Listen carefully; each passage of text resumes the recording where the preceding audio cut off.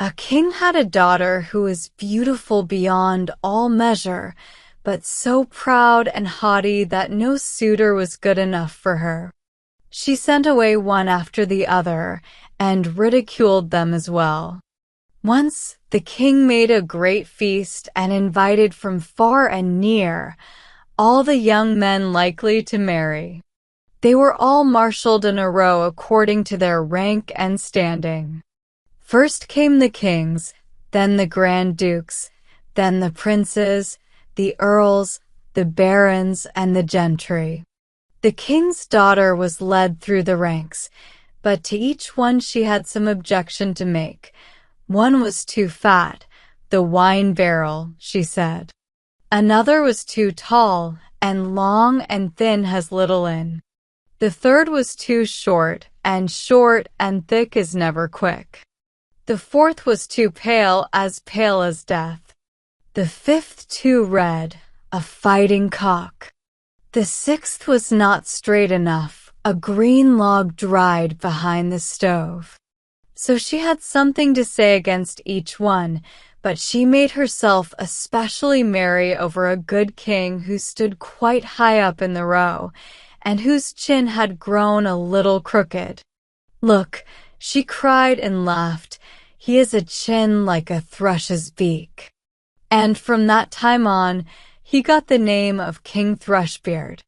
But the old king, when he saw that his daughter did nothing but mock the people, and despised all the suitors who were gathered there, was very angry, and swore that she should have for her husband the very first beggar that came to his doors. A few days afterwards a fiddler came and sang beneath the windows, trying to earn a few pennies. When the king heard him, he said, "Let him come up." So the fiddler came in his dirty, ragged clothes, and sang before the king and his daughter. When he had finished, he asked for a trifling gift. The king said, "Your song has pleased me so well that I will give you my daughter there, to wife." The king's daughter shuddered, but the king said, "I have taken an oath to give you to the very first beggar man, and I will keep it." All she could say was in vain. The priest was brought, and she had to let herself be wedded to the fiddler on the spot. When that was done, the king said, "Now it is not proper for you, a beggar woman, to stay any longer in my palace. You may just go away with your husband." The beggar man led her out by the hand, and she was obliged to walk away on foot with him. When they came to a large forest, she asked, "To whom does that beautiful forest belong?" "It belongs to King Thrushbeard. If you had taken him, it would have been yours." "Ah, unhappy girl that I am, if I had but taken King Thrushbeard." Afterwards they came to a meadow, and she asked again, "To whom does this beautiful green meadow belong?"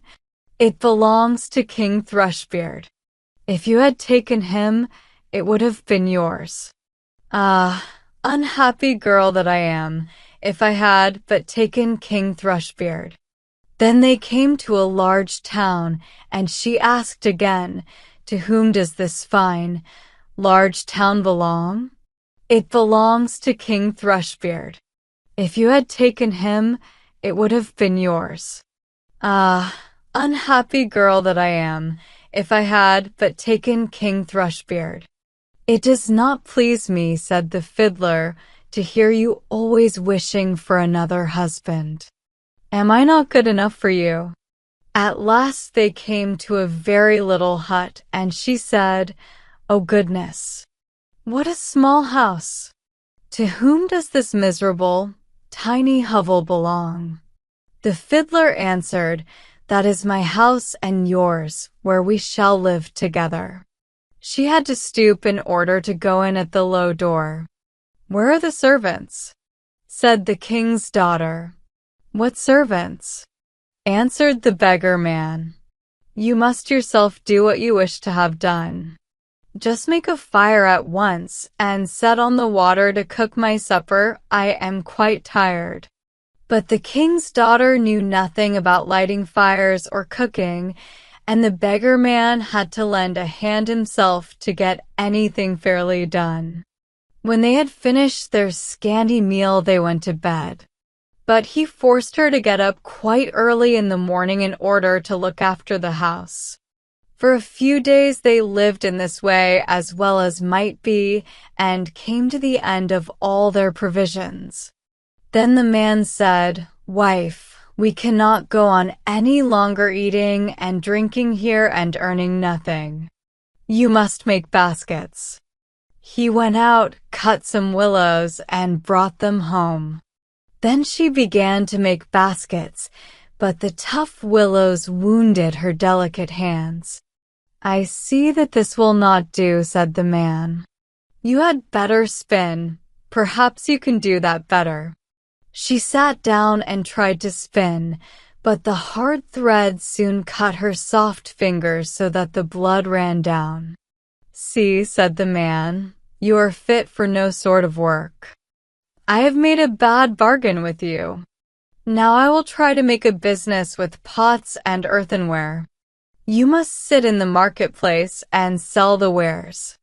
"Alas," thought she, "if any of the people from my father's kingdom come to the market and see me sitting there, selling, how they will mock me." But it was of no use. She had to yield unless she should choose to die of hunger. For the first time she succeeded well, for the people were glad to buy the woman's wares because she was good-looking, and they paid her what she asked. Many even gave her the money and left the pots with her as well. So they lived on what she had earned as long as it lasted. Then the husband bought a lot of new crockery. With this she sat down at the corner of the marketplace and set it out around her ready for sale. But suddenly there came a drunken hussar galloping along, and he rode right among the pots so that they were all broken into 1,000 bits. She began to weep and did now know what to do for fear. "Alas, what will happen to me?" cried she. "What will my husband say to this?" She ran home and told him of the misfortune. "Who would seat herself at a corner of the marketplace with crockery?" said the man. "Leave off crying. I see very well that you cannot do any ordinary work, so I have been to our king's palace and have asked whether they cannot find a place for a kitchen maid, and they have promised me to take you. In that way you will get your food for nothing." The king's daughter was now a kitchen maid, and had to be at the cook's beck and call and do the dirtiest work. In both her pockets she fastened a little jar, in which she took home her share of the leavings, and upon this they lived. It happened that the wedding of the king's eldest son was to be celebrated, so the poor woman went up and placed herself by the door of the hall to look on. When all the candles were lit and people, each more beautiful than the other, had entered, and all was full of pomp and splendor, she thought of her lot with a sad heart, and cursed the pride and haughtiness which had humbled her and brought her to so great poverty. The smell of the delicious dishes which were being taken in and out had reached her, and now and then the servants threw her a few morsels of them. These she put in her jars to take home. All at once the king's son entered, clothed in velvet and silk, with gold chains about his neck. When he saw the beautiful woman standing by the door, he seized her by the hand and would have danced with her. But she refused and shrank with fear, for she saw that it was King Thrushbeard, her suitor, whom she had driven away with scorn. Her struggles were of no avail, for he drew her into the hall. But the string by which her pockets were hung had broken. The pots fell down, The soup ran out, and the scraps were scattered all about. When the people saw it, there arose general laughter and derision, and she was so ashamed that she would rather have been 1,000 fathoms below the ground. She sprang to the door and would have run away, but on the stairs a man caught her and brought her back. When she looked at him, it was King Thrushbeard again. He said to her kindly, "Do not be afraid. I and the fiddler who has been living with you in that wretched hovel are one. For love of you, I disguised myself so. And I was also the hussar who rode through your crockery.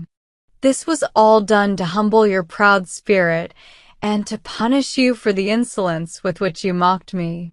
Then she wept bitterly and said, "I have done great wrong and am not worthy to be your wife."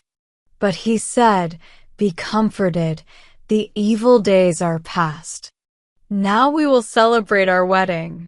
Then the maids-in-waiting came in and put on her the most splendid clothing, and her father and his whole court came and wished her happiness in her marriage with King Thrushbeard, and the joy now began in earnest. I wish you and I had been there too.